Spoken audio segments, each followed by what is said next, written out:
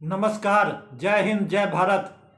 देखिए मित्रों, दोस्तों, अभी का ब्रेकिंग न्यूज़ ये है कि अभी जो है सो महाराष्ट्र के जो चीफ मिनिस्टर हैं उद्धव ठाकरे। तो महाराष्ट्र के जो चीफ मिनिस्टर हैं, मुख्यमंत्री उद्धव ठाकरे, उन्होंने अभी अपना इस्तीफा दे दिया है। तो उन्होंने यह अपना इस्तीफा, मुख्यमंत्री पद से इस्तीफा दे दिया है। और ये इस्तीफा महाराष्ट्र के राज्यपाल को सौंप दिया है।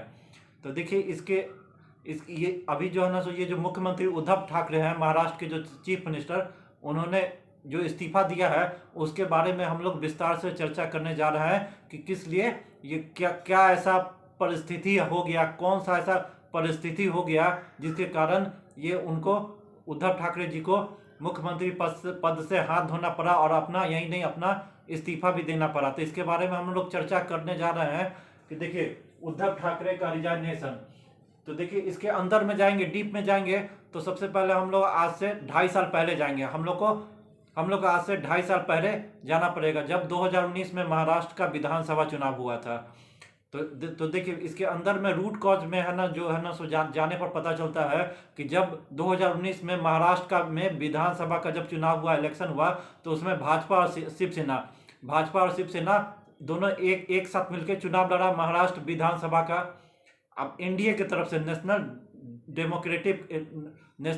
डेमोक्रेटिक अलायंस, राष्ट्रीय जनतांत्रिक गठबंधन, यानी कि एनडीए की तरफ से भारतीय जनता पार्टी और शिवसेना, और इसके साथ कुछ और दल जैसे रामदास अठावले की पार्टी, ये सब मिलकर सबको चुनाव लड़ा।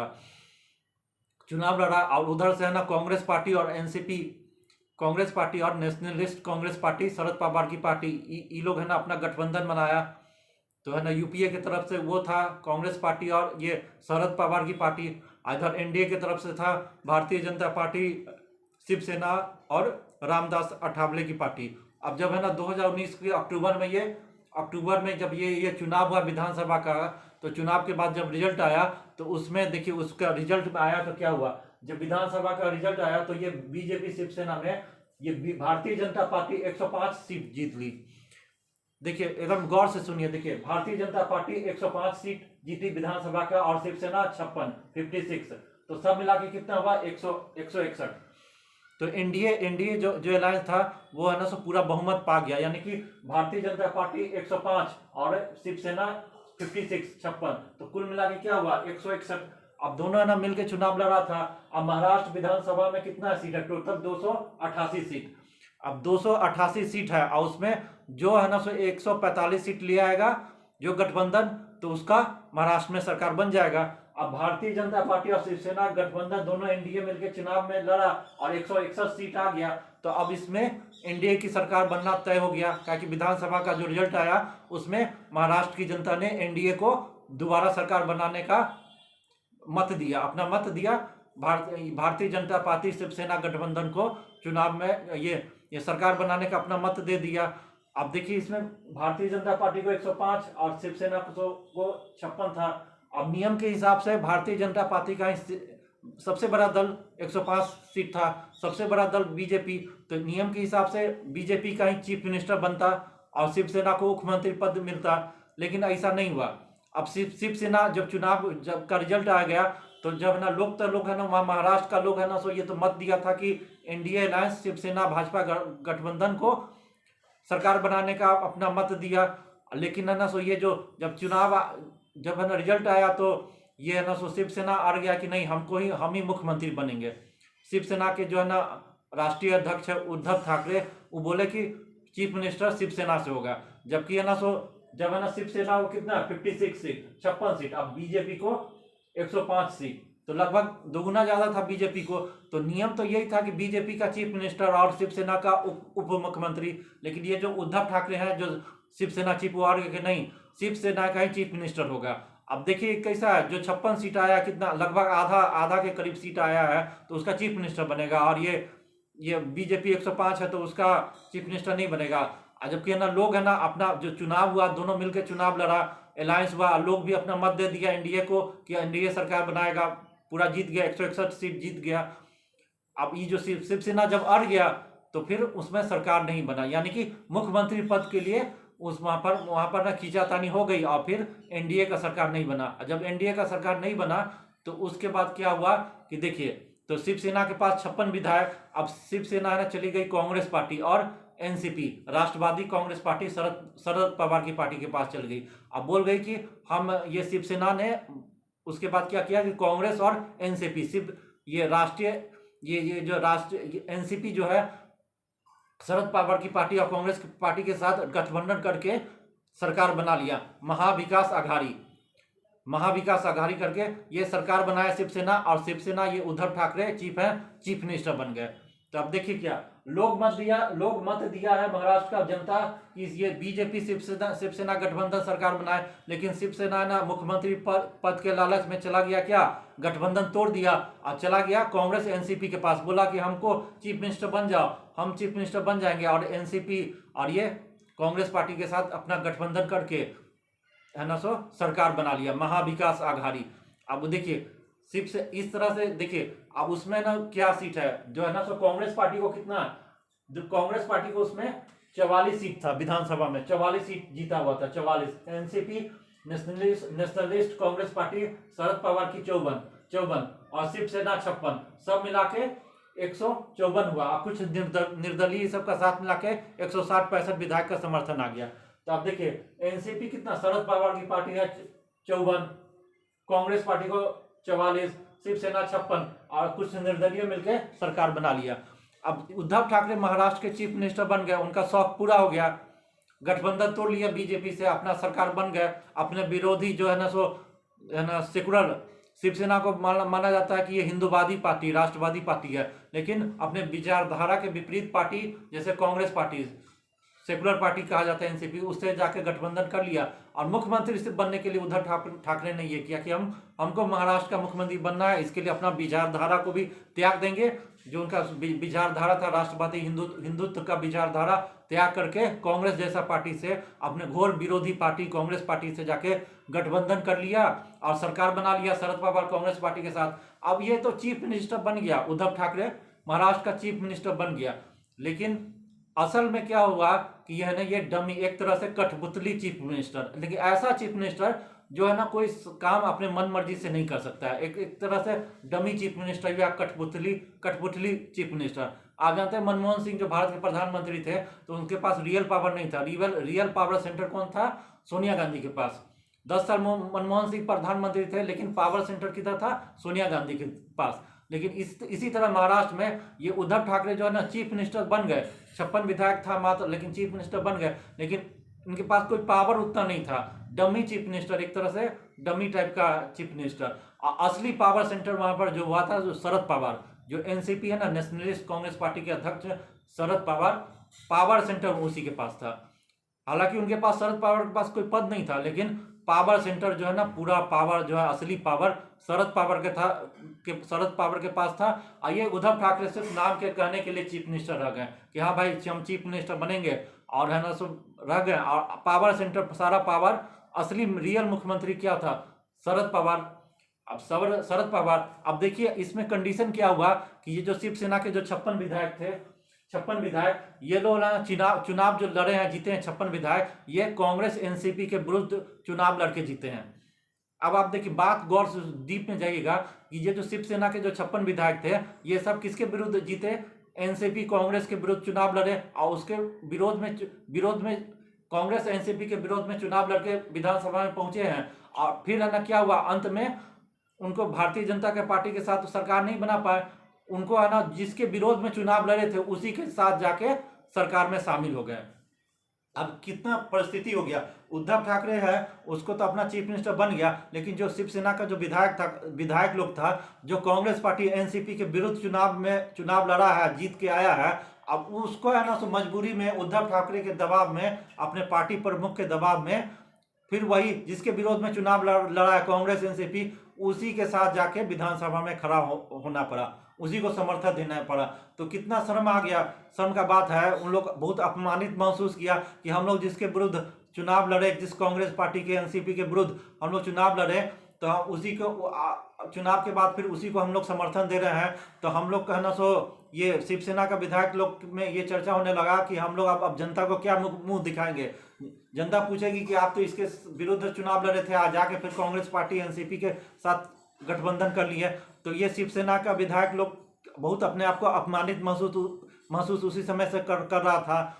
पार्टी प्रमुख के दबाव में वो है ना सो कांग्रेस के साथ तो चला गया, लेकिन अपने आप को काफी अपमानित और असहज महसूस कर रहा था जितना शिवसेना का विधायक। अब देखिए कि असली पावर सेंटर तो उद्धव ठाकरे तो मुख्यमंत्री थे ही, लेकिन ना सो कठपुतली मुख्यमंत्री, असली पावर सेंटर था एनसीपी के प्रमुख शरद पवार के पास। अब देखिए एनसीपी के पास है ना मंत्रालय चला गया, गृह मंत्रालय, महाराष्ट्र का गृह मंत्रालय कौन था, एनसीपी के पास था। फिर है ना वहाँ का वित्त मंत्री, जो महाराष्ट्र में का जो वित्त मंत्री था वो क्या एनसीपी के पास था। वहाँ का उप मुख्यमंत्री कौन था, एनसीपी के पास। अब देखिए शरद पवार के पास कितना पावर था। वहाँ का जो है ना सो महाराष्ट्र का गृह मंत्रालय सब एनसीपी के पास, वित्त मंत्रालय एनसीपी के पास, और ये है ना सो उप मुख्यमंत्री का पद भी एनसीपी के पास था। ये उद्धव ठाकरे सिर्फ है ना सो चीफ मिनिस्टर थे नाम के, पावर सेंटर पूरा ये था। अब वहाँ पर क्या हुआ कि है ना सो जो भी कांग्रेस का विधायक हुआ, एनसीपी का विधायक हुआ, ये सब अपना जो है ना सो जब है ना सो अपना ना सो ये कार्य योजना के लिए अपने विधानसभा में कार्य योजना के लिए या कोई है ना सो योजना के लिए जो है ना सो अपना फाइल पास कराना हुआ, कोई भी योजना जो महाराष्ट्र में होता था उसके लिए फाइल पास कराना हुआ, कार्य योजना, पैसा ये सब जो होता है ना, ये सब है ना सो एनसीपी के विधायक को, कांग्रेस पार्टी के विधायक को आसानी से होता था, मंजूरी मिल जाता था। यानी कोई भी विकास का योजना है उसके लिए मंजूरी एनसीपी के विधायक, और कोई जाता था कोई भी विकास योजना उसका मंजूरी के लिए तो एनसीपी के विधायक को आसानी से मिल जाता था, कांग्रेस के विधायक को भी सारा योजना का मंजूरी मिल जाता था। लेकिन यही शिवसेना का विधायक जब जाता था है ना सो वित्त मंत्री के पास या वहाँ के गृह मंत्री के पास कोई कार्य योजना को पास कराने के लिए या विकास के लिए पैसा मांगता था, तो इनका बात अनसुनी करता था कि कर दिया जाता था। इनको कोई पैसा वैसा, इनका कार्य योजना के बारे में जो भी होता था इनका अनदेखी किया जाता था शिवसेना के विधायक को। तो आप देखिए शिवसेना का विधायक को कितना अपमानित महसूस हो रहा था जब भी वो जाता था वित्त मंत्रालय के पास या गृह मंत्रालय के पास कि हमको ये कार्य योजना, विकास योजना पास करा दो, फाइल पास करा दो, तो उनका फाइल पास नहीं होता था, उनका कार्य योजना कोई पास नहीं होता था, विकास के लिए उन लोगों को कोई भी पैसा नहीं मिलता था। लेकिन यही कांग्रेस पार्टी के विधायक को, एनसीपी के विधायक को सारा पैसा, सारा फंड मिल जाता था, इनका जो है ना फाइल सब पास हो जाता था। तो देखिए एक तरह से तो वो लोग है ना सो शिवसेना का विधायक इसी तरह अपमानित बहुत महसूस कर रहा था। कुछ है ना शिवसेना का जो विधायक था जो इसमें महाविकास आघाड़ी गठबंधन में जो मंत्री बना था वो नाम ही का है ना मंत्री बना था, सिर्फ उनके पास कोई काम ही नहीं था। तो देखिए आप क्या है कि जो भी है ना जो शिवसेना का कुछ जो मंत्री बना था उनके पास कोई काम नहीं रहता था, सिर्फ साइन करने के लिए होता था, कभी कभी साइन कर लेते, साइन करने के लिए उनको रहता था। जब उनको काम के लिए वो जब बोलते थे कि हमको कोई काम नहीं, हमको काम दिया जाए, तो उनके बात को अनसुनी किया जाता था। यही नहीं, शिवसेना के विधायक है ना उद्धव ठाकरे से, जो पार्टी प्रमुख है उद्धव ठाकरे से बातचीत नहीं कर सकते थे, फोन पर नहीं बातचीत कर सकते थे, उनको मिलने का टाइम नहीं देता था। यानी कि उद्धव ठाकरे जो महाराष्ट्र का चीफ मिनिस्टर है, शिवसेना प्रमुख है, वो अपने विधायकों को मिलने का समय नहीं देता था। उनका क्या परेशानी है, क्या दिक्कत है, इसके लिए उद्धव ठाकरे पास कोई टाइम ही नहीं था शिवसेना विधायकों के लिए। यानी कि संजय राउत के पास जाता था शिवसेना का विधायक, तो वो भी है ना सो टाल मटोल करके है ना सो बात ही नहीं करता था। यानी कि पूरा शिवसेना का विधायक सब जितना था अपने पार्टी प्रमुख से ना फोन पर बात कर सकता है, ना उनसे कोई चर्चा कर सकता है, इस तरह से एकदम अनदेखी कर दिया। अपने मुख्यमंत्री बन गया, ये उद्धव ठाकरे मुख्यमंत्री बन गया, अपने बेटा आदित्य ठाकरे को भी है ना मंत्री बना दिया।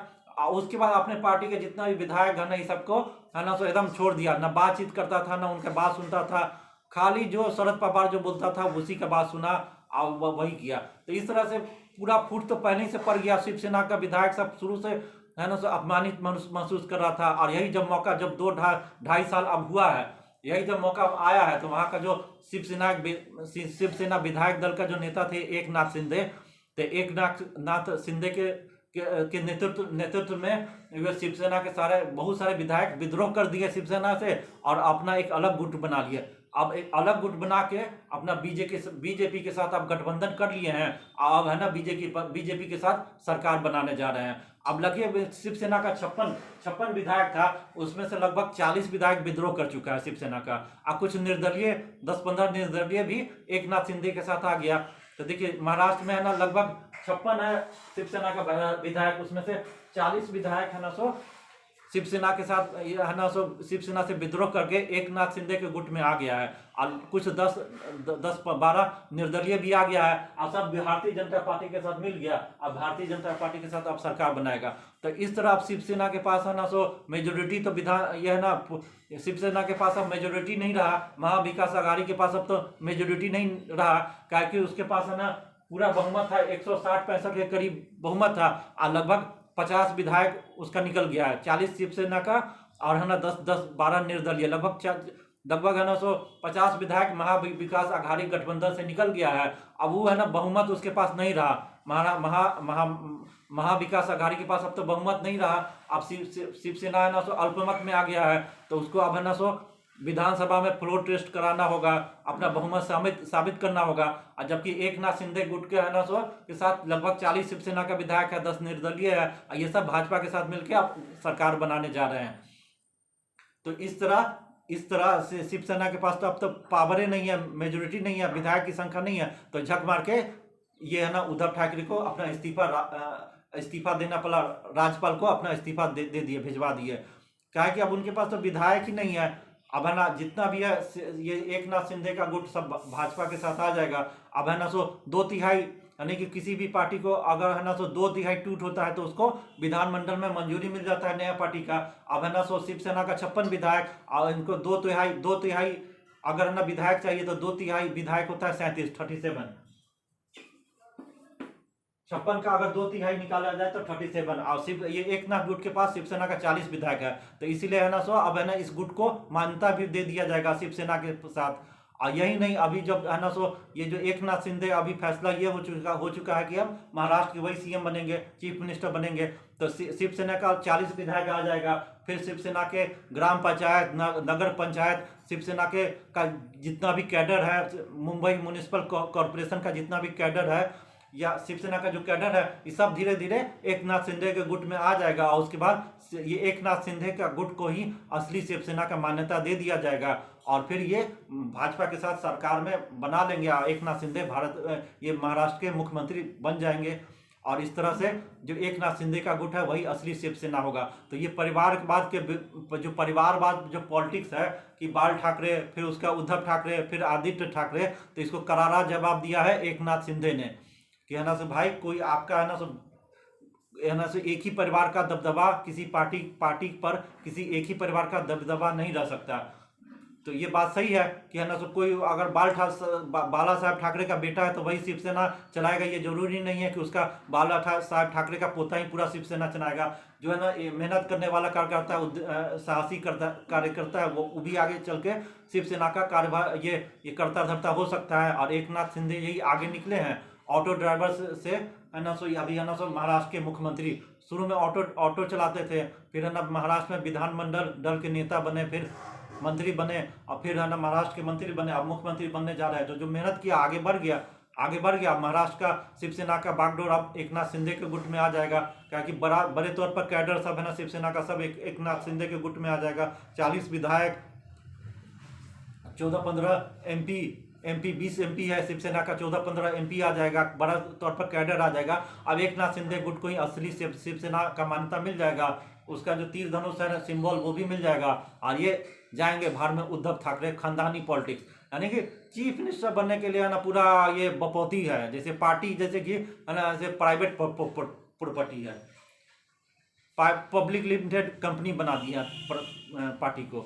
तो ये अब इनका है ना बाहर में जाना एकदम पूरा निश्चित हो गया है, और महाराष्ट्र के चीफ मिनिस्टर अब एकनाथ शिंदे बनने जा रहे हैं। अब इन्हीं को असली शिवसेना का गुट मान्यता मिल जाएगा। ये जो है ना खानदानी पॉलिटिक्स है, शरद पवार का है खानदानी पॉलिटिक्स, कांग्रेस पार्टी, ये उद्धव ठाकरे का, सब है ना बाहर में जाएंगे, चूल्ही बाहर में जाएंगे। और है ना जो कार्यकर्ता मेहनत करेगा, आगे बढ़ेगा, वंश के विरुद्ध में है ना, वंशवाद के विरुद्ध में, ये है ना बहुत ही अच्छा कदम है, और इनको हम लोग बधाई देते हैं एकनाथ शिंदे को महाराष्ट्र के मुख्यमंत्री बनने के लिए। और भाजपा के पास साथ सरकार बना के अपना जो हिंदूवादी है शिवसेना का, जो शुरू से बाला साहब ठाकरे का है, हिंदूवादी शिवसेना, हिंदूवादी भारतीय जनता पार्टी मिलकर सरकार बनाए और महाराष्ट्र का विकास करे। धन्यवाद।